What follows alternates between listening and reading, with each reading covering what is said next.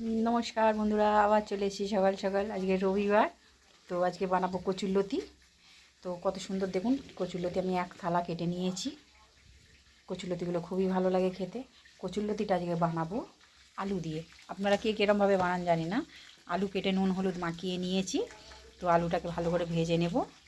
আর এখানে পেঁয়াজ আছে, আদা রসুন টমেটো কাঁচা লঙ্কা, অল্প একটু চিংড়ি মাছ নিয়েছি, বড় সাইজেরই চিংড়ি এগুলো। তো একটু চিংড়ি মাছ নিয়েছি। চলো এখন কচুগুলোকে সিদ্ধ করব। প্রথমেই দিয়ে দিয়েছি কড়াইয়ে জল, এবার দেব নুন।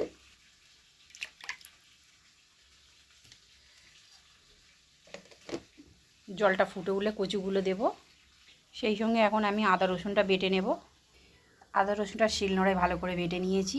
এবার আমার জলটাও গরম হয়ে গেছে, ফুটে গেছে। এবার আমি জলটাকেও কচু দিয়ে দেবো জলের মধ্যে। কচুগুলো ভালো করে সিদ্ধ হোক, একটু ঢেকে দেব। কচুটা ভালো করে মোটামুটি ফুটে গেছে, আর ভালো অর্ধেক সিদ্ধও হয়ে গেছে দেখুন। আর একটু সিদ্ধ হবে, হলে পর আমি ছেঁকে নেব। লতিগুলো সিদ্ধ হয়ে গেছে, এবার ছেঁকে তুলে নেব।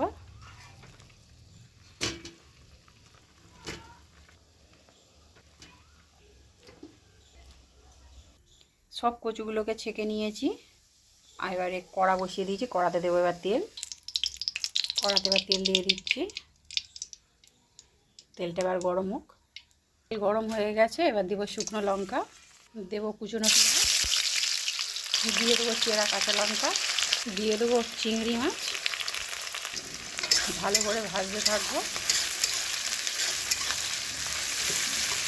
আদা ভাজা চিংড়ি মাছ আর পেঁয়াজ হয়ে গেছে, দিয়ে দেবো আলু, নুন দিয়ে মাখানো আলু।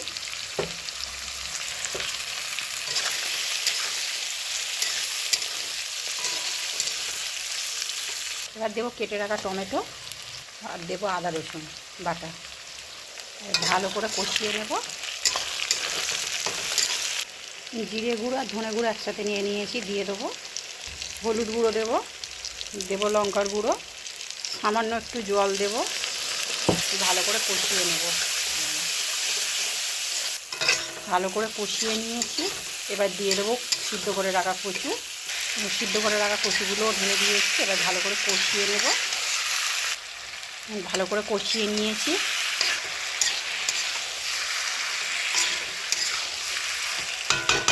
5 মিনিটের জন্য একটু ঢেকে দেব। 5 মিনিট পরে ফিরে এলাম। দেখুন আমার তরকারিটা কত সুন্দর হয়েছে। কচুরলতিটা 4 সাইড থেকে তেল ছেড়ে গেছে, সিদ্ধটাও আরও ভালো হয়েছে, মশলাগুলোও ভিতরে ঢুকে গেছে। তো চলো একটু উল্টে দেখি। উল্টে সাইডে দেখুন কি সুন্দর ভাজা ভাজা মতন হয়ে গেছে।